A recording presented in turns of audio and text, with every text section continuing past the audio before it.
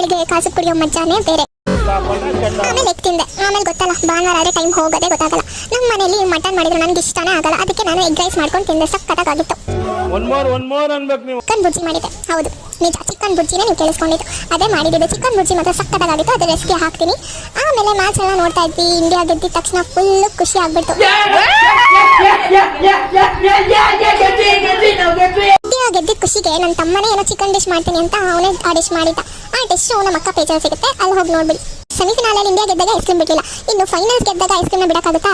News channel ಹಾಕು, India ಗೆಲ್ತಲ್ಲ, ಎಲ್ಲರೂ ಹೆಂಗ್ ಸೆಲೆಬ್ರೇಟ್ ಮಾಡ್ತಾ ಇದ್ದಾರೆ ನೋಡು ಅಂತ ನನ್ನ ತಮ್ಮಗೆ ಹೇಳಿದೆ. ಅವಾಗ ಈ ಶೋ ಬರ್ತಾ ಇತ್ತು. ಯಾವ ಶೋ ಅಂದರೆ ಹೀಗೂ ಉಂಟೆ. ಇನ್ನೂ ಈ ಶೋ ಬರ್ತಾ ಇದೆ ಅಂತಲೇ ನನಗೆ ಗೊತ್ತಿರಲಿಲ್ಲ. ನೋಡ್ಬಿಟ್ಟು ನಾಸ್ಟಾಲಜಿಕ್ ಫೀಲ್ ಆಯಿತು. ಮುಂಚೆ ನಾವೆಲ್ಲ ಚಿಕ್ಕವರಿದ್ದಾಗ ಫುಲ್ಲು ಭಯ ಪಟ್ಕೊಂಡು ನಾನು ನಮ್ಮ ಅಕ್ಕ ಎಲ್ಲರೂ ಈ ಶೋನ ನೋಡ್ತಾ ಇದ್ವಿ. ಅದು ನೆನಪಾಯಿತು. ನೀವು ಚಿಕ್ಕವರಿದ್ದಾಗ ಯಾರ್ಯಾರು ಹೀಗೂ ಉಂಟೆ ನೋಡ್ತಾ ಇದ್ರಿ? ಕಮೆಂಟ್ ಮಾಡಿ.